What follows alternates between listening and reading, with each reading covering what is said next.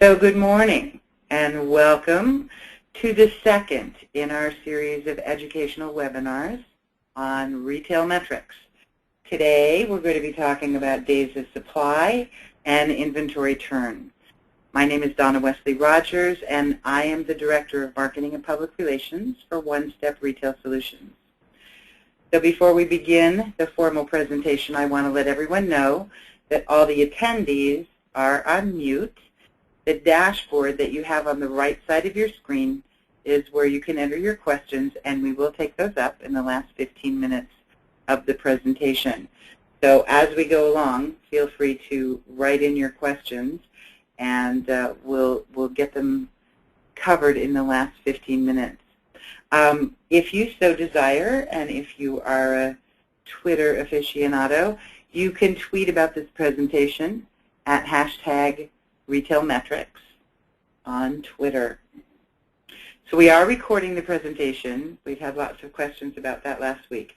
So we're recording all of them, and we will put them up in the full series on our website after the series is complete. So a few weeks from now. And we will email you all. We have your email addresses. We will email you and let you know when those are up on the website.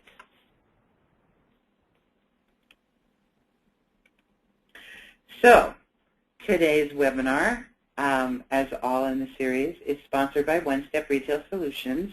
We are your retail technology service providers. We've been partnering with retailers for 27 years. We've installed over 6,000 stores on retail management systems and currently support over 3,600 stores. We pride ourselves in the fact that our staff all have backgrounds in retail. We're not just another IT company, but we actually really understand retail. We like to say we speak retail. Those are some pictures of some of our clients with our One Step banner. We love our clients and they love us. So today we're going to have Dan Jablons, who Dan also worked in retail while attending Ohio State University, where he graduated with a Bachelor of Science in Marketing and Production. He has worked with retailers such as Walmart, Target, JCPenney, American Apparel, Betsy Johnson, Donna Karan, Jimmy Choo, Charles David, Diesel, Oakley, Toomey, Hollywood Bowl, many, many, many more, a very long list. He worked for a clothing manufacturer where he piloted vendor-managed inventory programs. He worked for a leading point-of-sale provider where he installed systems and provided merchandising help to retailers large and small, and worked in internet marketing where he's helped retailers establish a presence on the web. So I want you to know, in addition to his retail background, Dan also has a background in improvisational theater. And when you're in the Los Angeles area, you have the treat of seeing him on some of the stages here in LA. He's performed with comedy troupes actually all across the U.S. Recently appeared on Curb Your Enthusiasm last season. So Dan combines his knowledge of retail with his comedy skills to be one of the industry's most popular speakers. He's spoken at Magic and at a lot of local and international trade show events, many, many other venues. And I would like you to welcome Dan Jablons, and I will turn this over to him. Okay, good. So hi, everybody, and thanks, Donna, for that, and thanks for that great introduction. I do have a pretty extensive retail background, and yeah, I do have that sort of improvisational theater, because what's funnier than retail?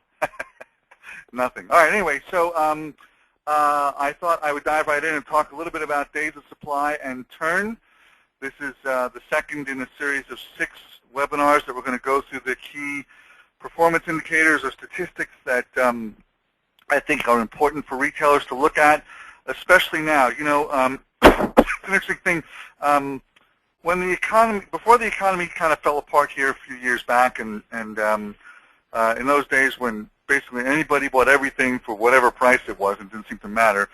You know, a lot of the rules kind of went out the window. And then as things tightened up, suddenly looking at these statistics became much more important. And for many of the retailers that we consult with and do inventory planning and open to buy and marketing planning and that kind of stuff, the use of these statistics has become their reason why they survive. It's become hugely important. And so as you guys are trying to figure out, like, what do I do and how do I get my store on track and how do I get my business where it's going, I mean, you know, there's still nothing more important than obviously having the right merchandise, but how do you know what to do and how do you know where to put your attention, and those kind of things really comes from the statistics. And the better you get at reading them and studying them and adjusting your strategy based upon those statistics is the better that your store will do. I mean, there's just no other way to say it.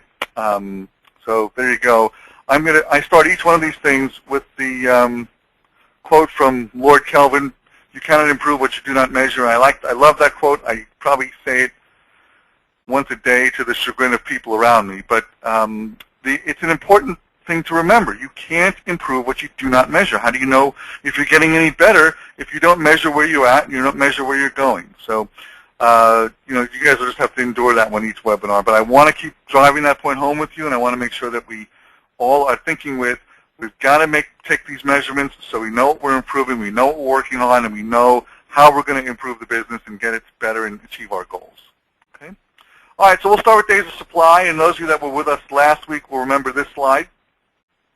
I like to, whenever we introduce a statistic or talk about a statistic, I like to give you its definition, the formula for those of you that just love the math, and also from a merchandising aspect, what is our goal? What are we trying to do here? Okay, so the definition basically is, how long will I have inventory in a particular department or style or vendor based upon a rate of sale? In other words, if I look at my sales for September, and I was selling, you know, X number of pieces a week in September, based on the inventory I have now, how many days will I sell it before I run out of stock? Okay? Obviously, that's just a rough guideline. It's a rough measurement, right? Because, like, let's just take something like dresses as an example. Dresses sell at different rates depending on your stock level, don't they? I mean, if you get down to the last few dresses, those are harder to sell than when you're fully stocked and you've got a full assortment and all the sizes there and that sort of thing. So there's obviously some variation that will happen there, but by and large, what the purpose of days of supply is to tell you, based on how it's sold over whatever given period of time I'm looking at and how much I have on hand right now, how long will I stay in stock? Okay, the formula for it is whatever our inventory is divided by our net sales, net being net of returns, divided by the number of days in that given period. And I have a math example here for you in a minute so you can follow the math with me on that. Our merchandising goal is to ensure that days of supply does not exceed the end of season, right? I mean, that's one goal for it, certainly, is to make sure that we don't have goods beyond the season, especially if we're talking about fashion and those sorts of things. But I also will get into some discussion of days of supply and how it affects things like a reorder point business and those sorts of things. Okay? All right, so here's a math example for you. So in the month of September, we sell 150 pieces of a particular item or department or a vendor or whatever you want to measure this by. Since the 30 days in September, our average daily sales are 5. In other words, we're selling an average of 5 per day. If we currently have 50 in stock, we have 10 days of supply. Because we're going to sell 5 a day, we have 50. 50 divided by 5 is 10 days of supply. Sometimes you look at this, when you look at the stat, when you get it out of your systems, for those of you that have systems that report days of supply, and those numbers can go all over the place. They go anywhere from like, oh, I've got 0.3 days of supply to I've got 3,000 days of supply. And I realize that can be jarring when you first look at it. And with any of these stats that happen, sometimes when you first dive into getting into statistical analyses like these, sometimes the stats are wild. And they can be wild because you've got incorrect inventories or you've got sales not being reported properly. You know, you've got to remember that this is a process, and you've got to start with what you've got and then move towards getting those stats to where they're numbers you can really trust. But this is an example of how the math works, okay? All right, so now we've got that stat. We've got 10 days of supply, or we've got 100 days of supply, or we've got 0.3 or 10,000 days of supply, whatever that's going to be, right? So how do we use it, okay? What do we do with that statistic once we have it? Well, there's a couple of things that we do. One of the things is like, okay, well, now we know how long is it going to be until we run out of that item, and is that a good thing or a bad thing? So if today you've got bathing suits in stock here on October 1st, or it's October 2nd, and you've got 300 days of bathing suits left, we have a problem. We need to figure that out. Having said that, if it's October 2nd and I only have 10 days of sweaters left, we have a different problem, right? So basically what we're looking at is what's the inventory that we have, how long until it runs out, and is that a good or a bad thing?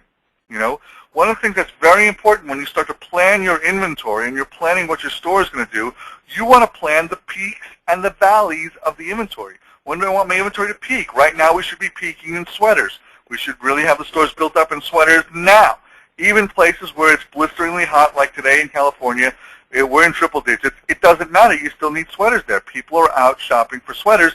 And as I start to do my my monthly rotation with clients, I've already met with a couple of them, and they're all going, you know, they all fought me last month about bringing sweaters in, but they're selling sweaters now because October is sweater month and late September is sweater month. So how long until we run out of the goods is an important question. Is it going to peak when we want it? Is it going to valley when we, or are we going to be out of goods when we want it to? Okay. Days of supply is a good cross-check against reorder points for those of you that have replenishment businesses, and I'm going to talk a little bit about that in the next couple of slides, so let me save that for there. But it is a really good way to sort of look and see how is our replenishment business and how do our min-maxes work, and are we replenishing at the right rate, okay? And then lastly is, what are we going to do to change it? If I really genuinely do have 120 days of supply of something, which would be a disaster, what am I going to do about that? And I'm going to talk a little bit about some strategies that you can employ to adjust your days of supply both up and down. Okay?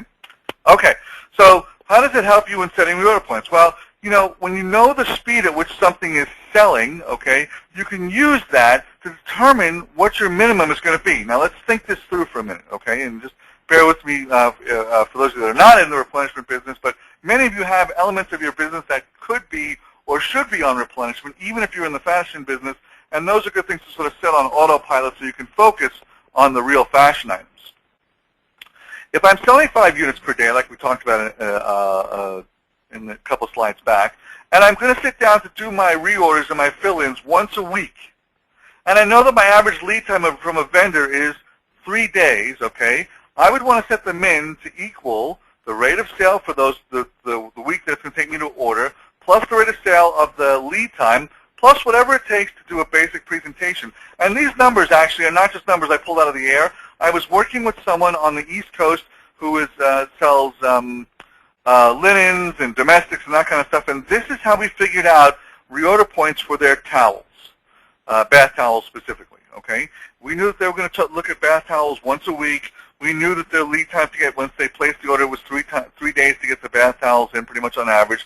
And we knew that on the shelf, in a particular colorway, he had to have 5 towels. If he had less than that, customers went, yeah, you're not really in the business, or I might look someplace else, or that kind of thing. And even if you go now and you start to look in some of the bath stores that are around, you'll notice that seems to be what the presentation is. It's about 5 towels. So, and some of that also comes, by the way, just a footnote from observing, you know, shopping carts and how many people put in the towels, that sort of thing. So we actually set the minimum on key colors for towels to be 55 pieces. That's their minimum. And so once a week, if they're less than 55, we go back and we buy up to that amount.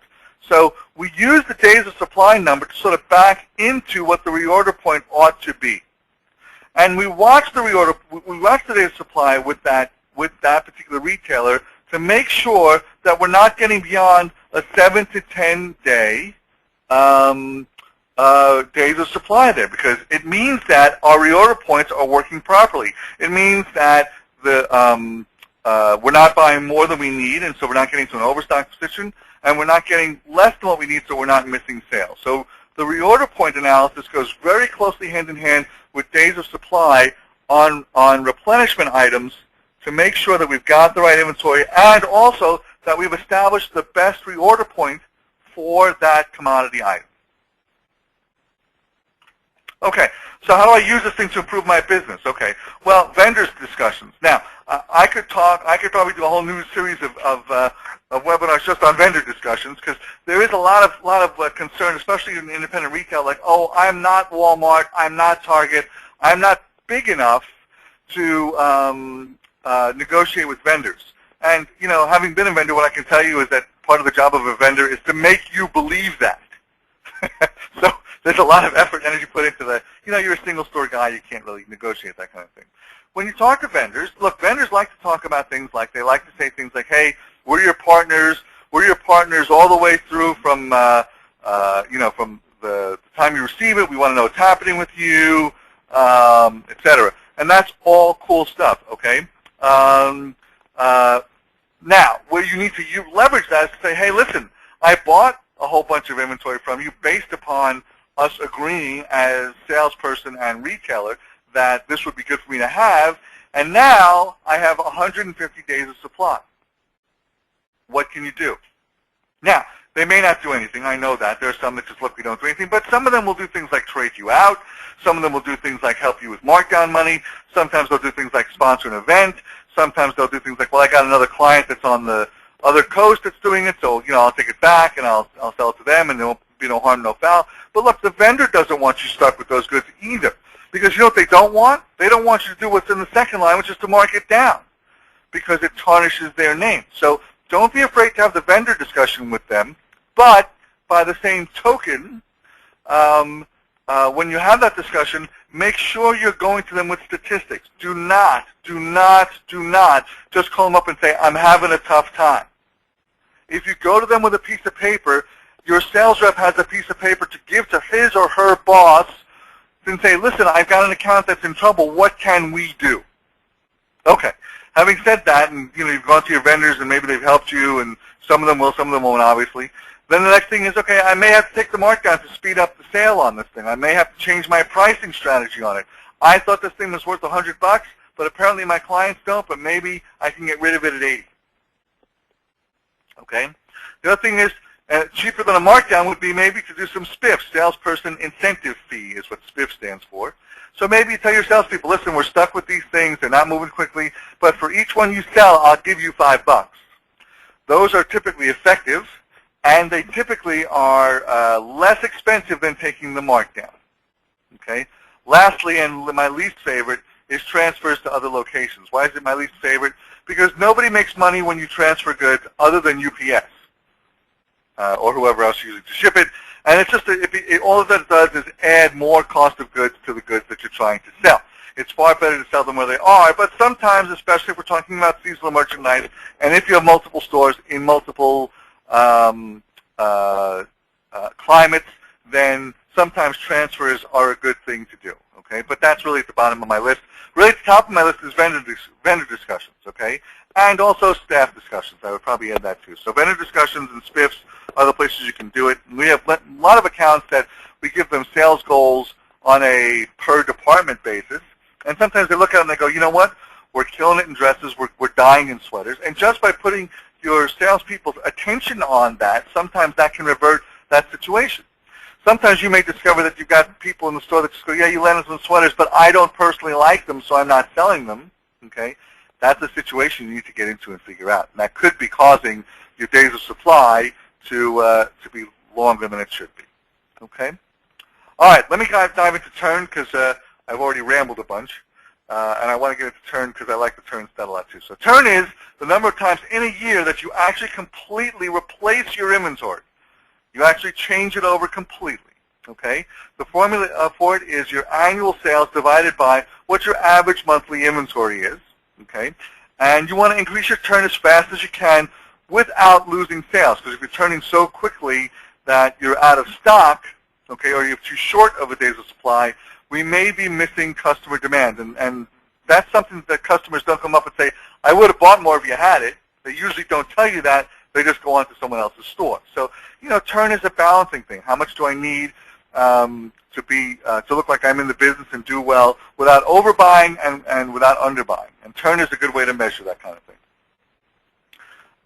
Okay, so what's an example of turn? In a year, I sell 600 pairs of jeans. On average, I have 200 pairs in stock. Therefore, I'm turning over my inventory 3 times a year. And a 3 times turn for apparel is a pretty good, healthy turn. Some places you want to be 4. Some places it's harder. Certainly in places like shoes, it can be harder to turn that quickly because of, the number of sizes you have to take in, that kind of stuff. But the more you look at it, the more you're going to get better turns because you want to improve on that number all the time, right? Okay, so how do we use it? The faster we turn it, the more profit. And I'll show you an example of that in a minute.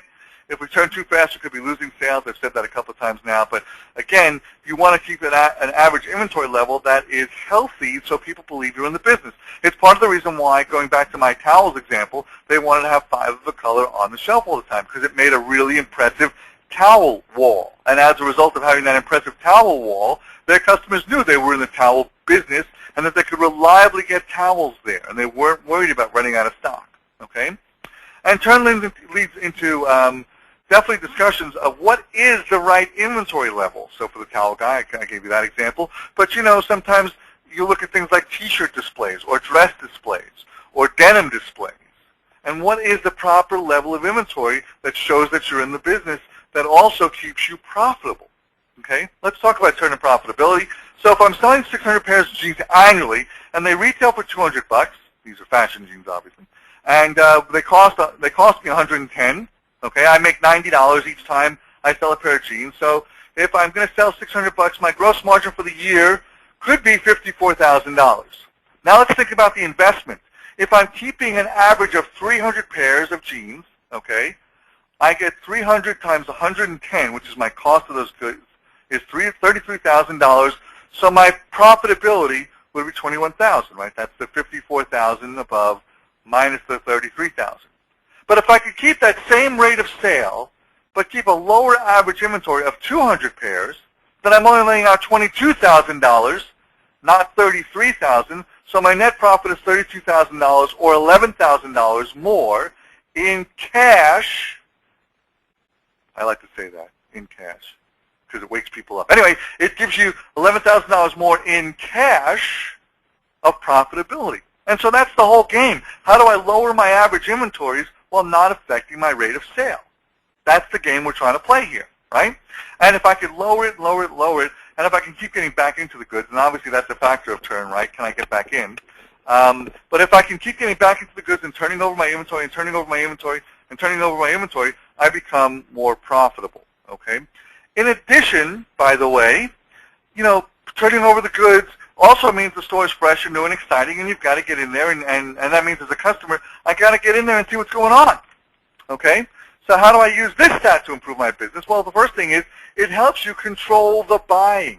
It helps you kind of go, wait a second, I don't need to have 300 pairs of jeans to sell one. Maybe I don't need that many, okay? It puts your focus on, wait a second, I don't have to buy every style and every SKU, and it makes you a better buyer.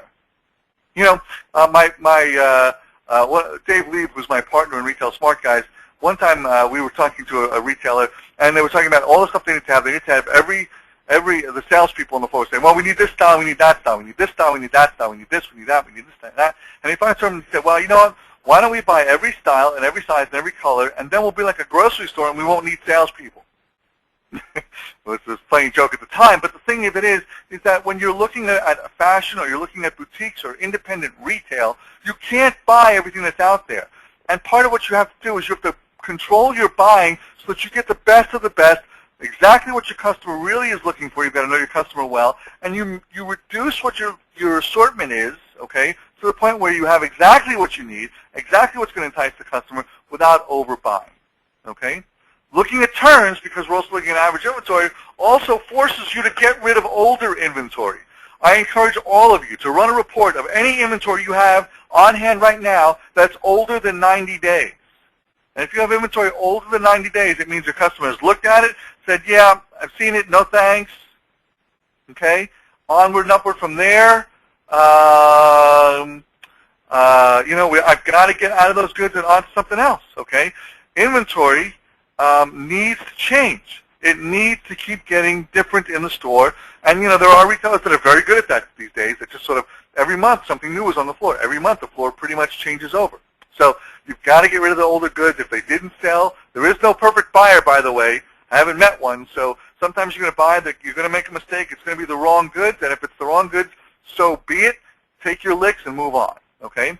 This, too, is another place to get into the same discussions we had about days of supply, vendor discussions, okay? Hey, right now you guys are turning at an annual rate of 1.5 with me. That's real slow.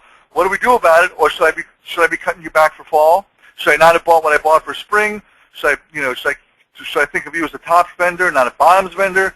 These are all really meaningful discussions that get the vendors to start helping you manage your inventory at your stores, okay? And yeah, certainly markdowns will speed up turns, and spiffs will speed up turns, and those kinds of things. Obviously, you only want to do that temporarily. You don't want to take markdowns to constantly improve your turns, but you might need to do that, especially if you've got older inventory laying around in a particular department or a particular vendor.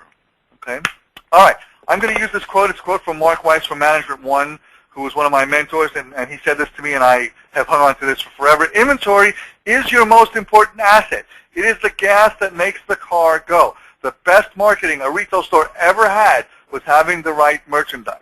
So sometimes when people start to talk about, oh, my sales are slow, or foot traffic is not so good, or I'm not hitting my numbers, or that kind of stuff, it turns into discussions of everything other than examining what their inventory plan is and everything other than examining what goods they have on the floor. And it turns into what are we doing about Facebook and Twitter and Pinterest and Instagram and all the others that go part and parcel with it. And don't get me wrong, those are all viable and important marketing strategies, but they are not the key. The most important marketing a retail store ever had was having the right merchandise available to sell.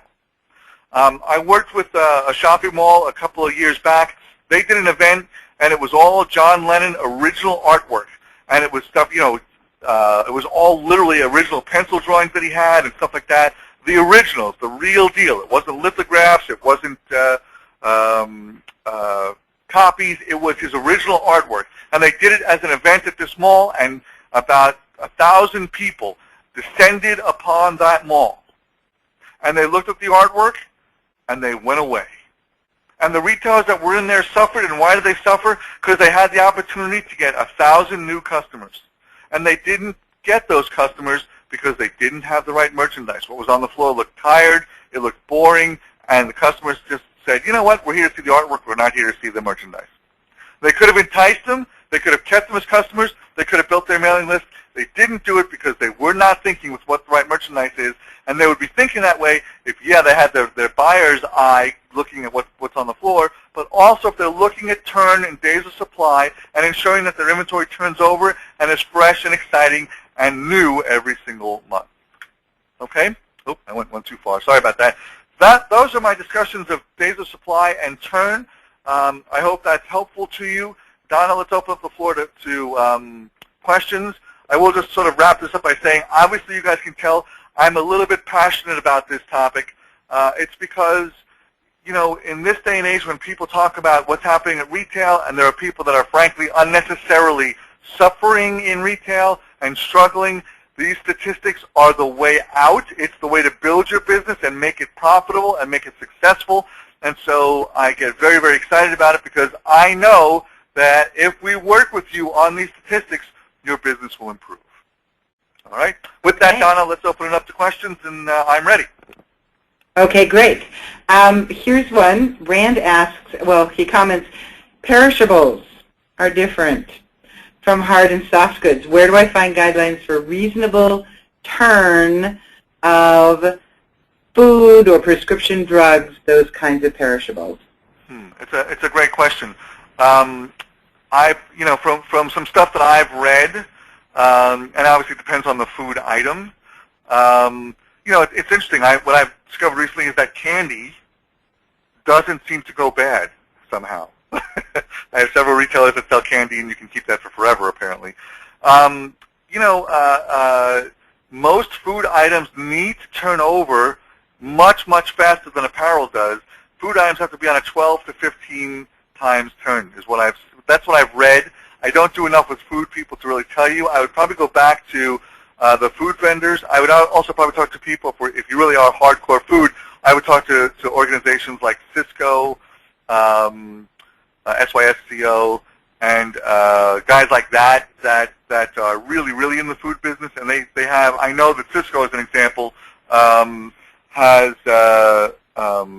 have actually tables based on the type of food, whether it's like fruit or dairy or meats or that kind of stuff, or baked goods, that kind of stuff. They actually have tables on how fast that stuff is supposed to turn.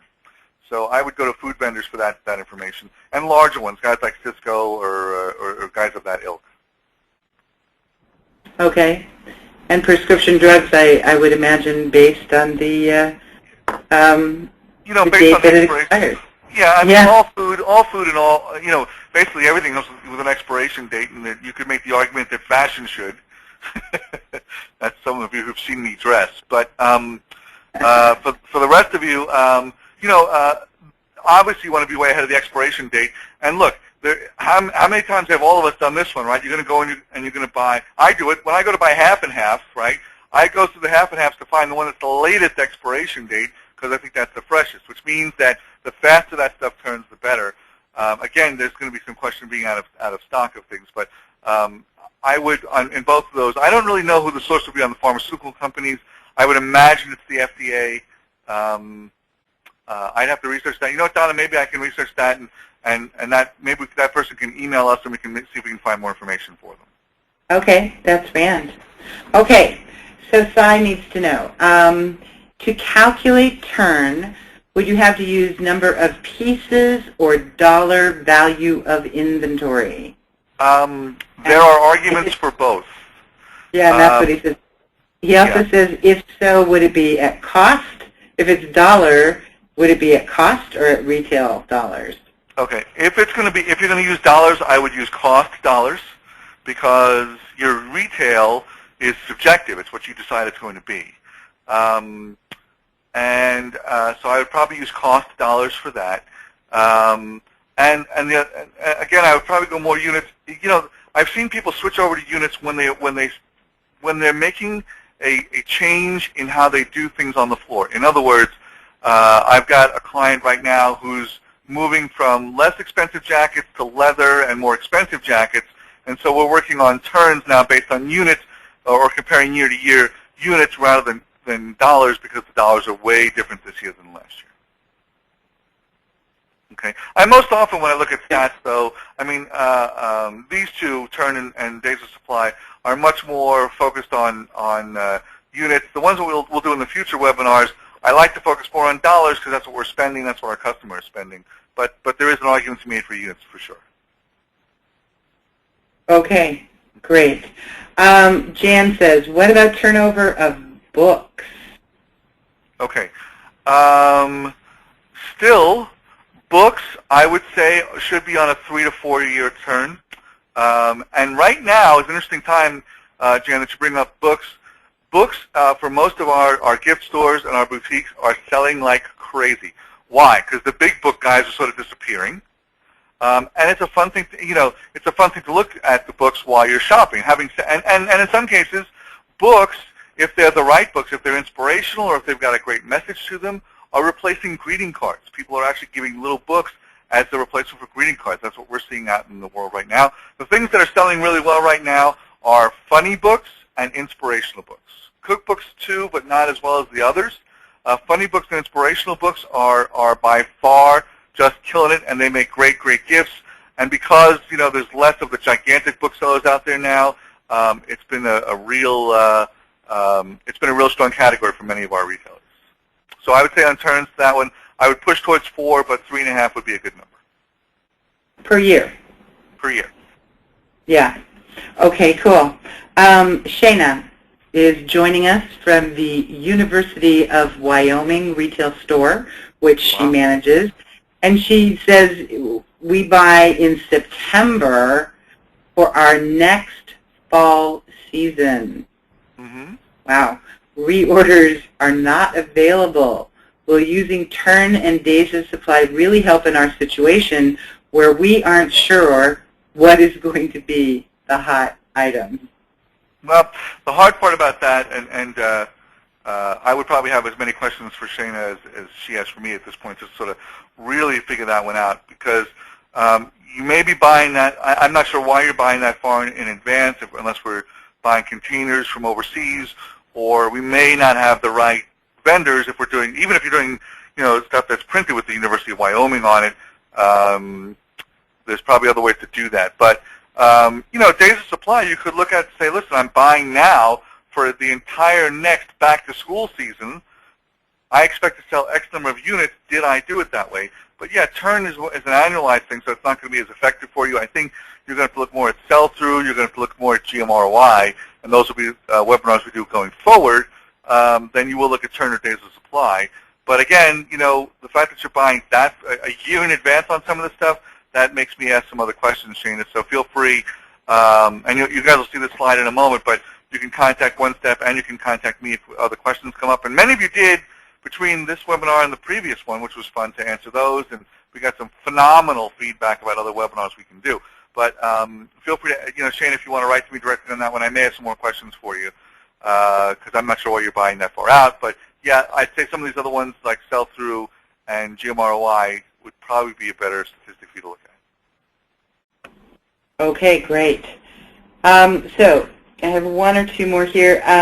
Carol asks, what have other people done to get vendors to help them with inventory issues? Okay. The main thing is,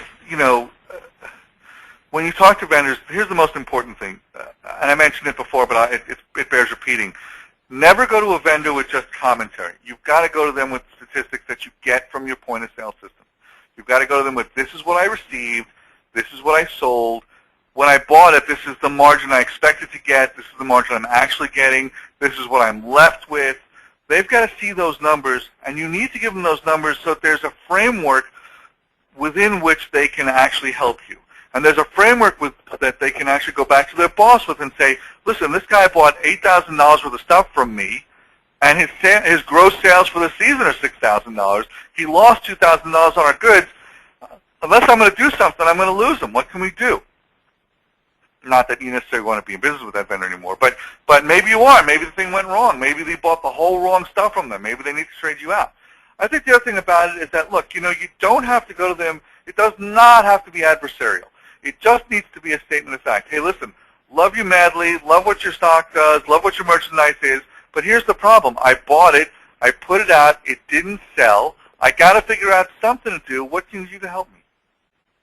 And I think it's got to be more on, along the lines of what can you do to help me than, look what you did to me. I think if you go into it as look what you did to me, it's not going to go well. If you go in as, listen, this is what happened. This is what I bought. This is what I'm stuck with. What do you want me to do? I think that's where things change and things become different. Yeah. And speaking of point-of-sale systems, of course, we want everybody to know that this is where you get this data, is out of your point-of-sale system, right? Absolutely. I mean, the best thing you can do is give them reports straight from your point-of-sale system, so there's no, goofiness. Look, this is what I received. This is what I sold. Show it to them by style.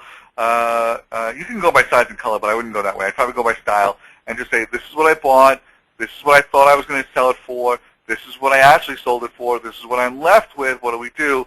And I think all the point-of-sale systems that OneStep sells will give you that information. So, or I know all the point-of-sale systems that OneStep sells will give you that information. Yeah, there's all those reports. Mm-hmm. Last question. I think we have time for this one. Last one. Robin says, what are the best ways to get rid of dead inventory? Okay. Well, the first thing is you have to recognize it. You have to recognize it's dead and it's there. I will tell you, we do, Retail Smart Guys, as most of you know, is an open-to-buy planning organization. And the first thing we look at whenever we start with anybody is, we start to really dig into what's the complexion of their inventory. And a lot of times, old inventory becomes wallpaper. It's just, you'd be more surprised that it's not there. So the first thing is to identify it and realize that, your customers have seen it and it's just not worth what you think it's worth. The second thing is, people get like, oh, I don't want to mark it down, or I'm hesitant to take as big a markdown as I should. Look, if it's old, it needs to go away, and you need to get your cash out of those goods. So when you decide to do your anniversary sale, your we're giving back, so we're taking big discount sale, whatever sale you're going to do to make that stuff go away, okay, that's your chance to really take out your red pencil and slash it and make it go. And get the cash out of those goods and convert that cash into sellable merchandise. I mean, there's just no other way to say it. You've really, really, really got to get that old inventory out of there. And sometimes it's donations. Sometimes it's a pretty deep discounted sale. Sometimes it's, you give a gift to an employee and they feel great about it and that kind of thing. But the main thing is you've got to recognize it. You've got to take whatever markdown it's going to take to make those goods go away. And we've had it where they've been like, okay, mark these down. You know what? You've had them for a year. Let's go 60% off. Oh, but you know what? They're still good sweaters. It doesn't matter that you think that they're good sweaters. Your customer doesn't think they're good sweaters. And because your customer doesn't think they're good sweaters, you've got to get out and you've got to be flexible and you've got to be mobile. And in this kind of economy, hanging on to dead inventory ties up your cash, it ties up your inventory, it ties up your ability to react, and it ties up your ability to make yourself profitable. So you've got to figure out what that old inventory is. You've got to mark it down so that it flies off the shelves, and then you've got to take that cash and you've got to buy goods that are going to sell at full price, and that's how you get your store back on track, and that's how you get traction in this or in any economy. Absolutely. As you said last week, wine and cheese? Yeah, inventory is neither wine nor cheese. It does not get better with age. Exactly. So there you go. Okay? Good. All okay, right. That's what we have time for today. Okay. So next week we're doing stock-to-sales ratio, which is a hugely important statistic. I encourage you all to tune back in October 9th at 11 o'clock to be with us to go through stock-to-sales ratio, how do we use it, and what's a good stock-to-sales ratio to keep, and those kinds of things. We'll have some great information for you on that. And we also will have the webinars posted. I think, Donna, after we finish all the webinars, all these are going to be posted, right? Yeah, so all of them will be up on the website. Mm-hmm. If between then and now, though, I'm sorry. If between then and then, go ahead, Donna. I'll let you do it. Which one of us does the pitch? Yeah, if you're not signed up for next week's webinar, you can do that on the homepage of the onestepretail.com website. That's where you can register for next week's and for the following weeks after that. If you're not already registered, we have a great many people who registered for the whole series, and that's great. And then, obviously, to contact us at One Step Retail Solutions, you can email me, drogers at onestepretail.com. Call us on our 800 number. If you'd like to email Dan, Dan at Retail Smart Guys, and his 818 number, you can definitely talk to either one of us. And I thank you so much, Dan. We really, really appreciate it. And we'll do more next week. It is my pleasure. Please feel free. A lot of you contacted us, like I say, during the week after the webinar, and I'm more than happy to answer any questions, and Donna's more than happy to answer any questions that you have. So please do contact us. We're here to help you. We love independent retail, and we want to make sure that you guys are all doing well. So please contact us often. Thanks, everybody. Thanks, Dan.